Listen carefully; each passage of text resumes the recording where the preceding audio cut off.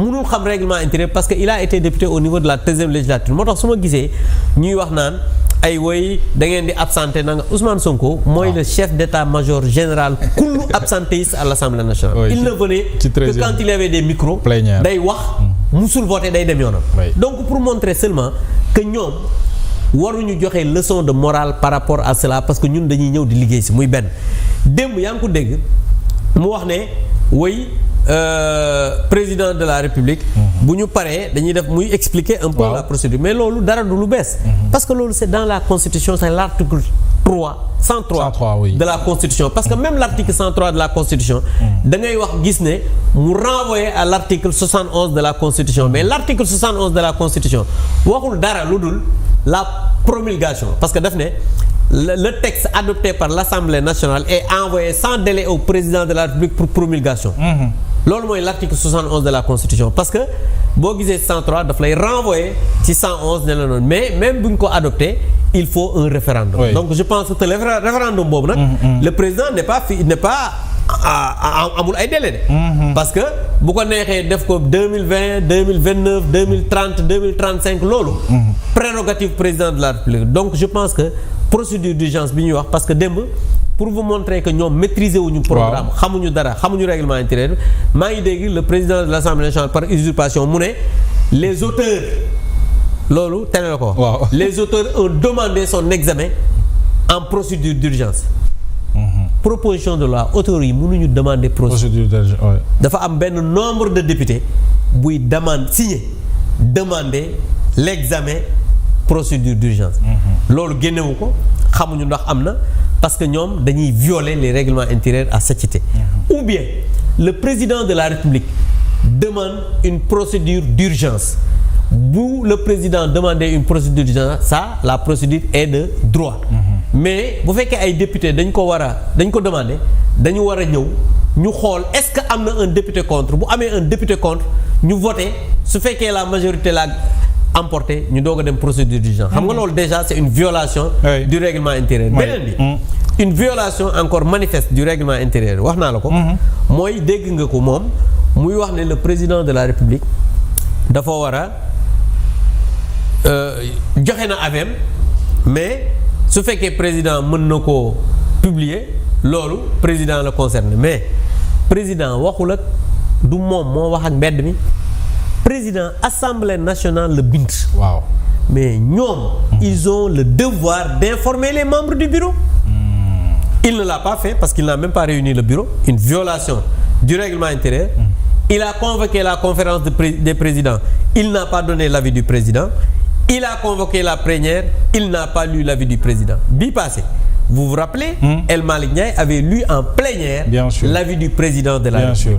Moom il ne l'a pas fait parce que ba léegi dañu ñëw toog ci avis bi waxuñu président lan la. Alors attitude boobu yow noo ko nanga ngay comprendre. Mais c'est une attitude anti-républicaine. Oui. Attitude de quelqu'un qui viole à satiété les lois et règlements du pays et quand l'Assemblée nationale qui vote les lois dit violer les lois mais ça devient une catastrophe. Moom laa leen wax ne leen ils ont déstructuré l'économie de ce pays léegi dañu bëgg a clochardiser li nga xamante ni moo des ci sunu ay institutions et loolu c'est catastrophique et les Sénégalais doivent se lever pour dire non beneen bi nga xamante ne nii toujours c'est des violations pour montrer aussi damay wax Sénégalais yi rek bien sûr que ñi nga xam ne ñoo ñu jiite tey ñoo am majorité à l'Assemblée nationale ay nit la ñoo xamante ni dañoo dangereux ci République parce que nit kuy voter loi am 130 députés te yow amoo xam-xam pour voter loi wala nga wax règlement intérieur bi nga xamante ni mën nañ di ko lire rek pour xam lan la mënuñu ko maîtriser. démb dama ñëw poser une question préalable. parce que l'article 83 de la constitution. du règlement intérieur loolu xam naa sénégalais yi ñuy seetaan sax dinañu ko xam. ci répété bi ñu koy répété parce que mais ñoom ñi ngi assemblée nationale am na ñoo xam ne ñi ngi foofu ñëwaat nañ. ba léegi mënuñu ko wax démb may wax ne damay poser question préalable. je prends la parole. Guy Marius Sagna bi nga xam ne nee na député la woon bay passé. nekkaat na député mi ngi député CEDEAO moom xamul sax lan la article 83 ma wax ne article 83 mu ne ma non c'est article 84 ci laa ko wax ne ko article 84 moo wax ne après la lecture du rapport dama ko liiral sax. parce que vraiment ñooñu il faut nga leen di jàngal. bien sûr di leen wax. et puis boo ko liiral woon dinañu am. tuuti parce que dama leen di dimbali sax. parce que vraiment ñoom matuñu dimbali jaruñu dimbali mais comme ay sénégalais lañ. te nee nañ ay député lañ il faut de temps en temps. nga leen di jàngal parce que même le président de la commission des lois que je salue au passage avocat la mais nee naa ko. nekk avocat taxul xam règlement intérieur parce que assemblée nationale dëgg la jàng la di nga xam droit mais dafa am une pratique boo xamante ne nii il faut que nga jàng ba parce que moom maa ko njëkk a nekk président de commission des lois maa ko gën a xam assemblée li ma xam assemblée xamul asaka bi moo tax chaque fois dafay juum te dinaa la woon juum bi mu juum léegi bi ma ñëwee Guy Marius Sagna bi mu waxee ma ne ko article 83 da wax ne après la lecture du rapport tout député peut poser une question préalable tendant à ne pas délibérer. C'est ce que je faisais mu naan ma article 84 ci laa ko xamoo dara demal jàngi parce que effectivement xamul dara donc ça c'est un.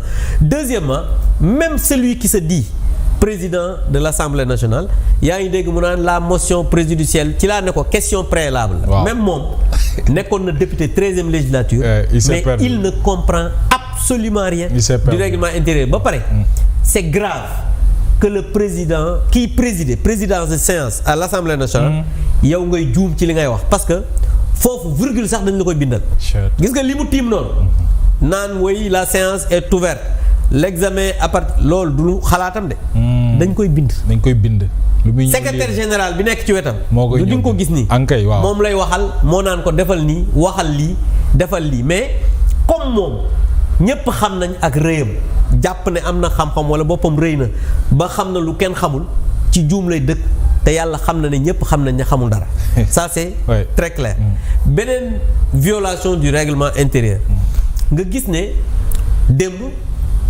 dañu indi benn texte code de sécurité sociale ak code du travail dinaa ñëw après ci mais bien sûr dinañ ci ñëw mais bi ñu ñëwee ni ñu renvoyé texte bi yow dama def article 83 question préalable pour ñu renvoyer donc ils n'avaient pas le choix ils étaient obligés de le renvoyer mais li ñu doon bañ mooy opinion bi ñu ne Abdou Mbow moo tax ñu renvoyer texte yi mais loolu mënuñu ci dara yàlla man wax naa leen ne leen texte yi kenn du ko fi voté tey parce que texte yi baaxul processus bi ni ngeen ko defaree baaxul parce que dafa am loo xamante ni moom la Sénégal aadawoo parce que ay loi bu ñu koy voté dafay am processus bu muy jaar. bien sûr état du caaxaan.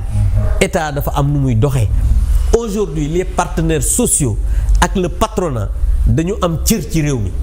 te mënoo voté code de sécurité sociale code du travail te waxtaanoo ak travailleurs yi. c'est évident ñu wax la seen xalaat. mais bien sûr ñu wax la li nga xamante ni moom dañ koy gàll ci seen ordre après alors que ñoom xamuñu sax. lan mooy liggéey parce que beaucoup de gens.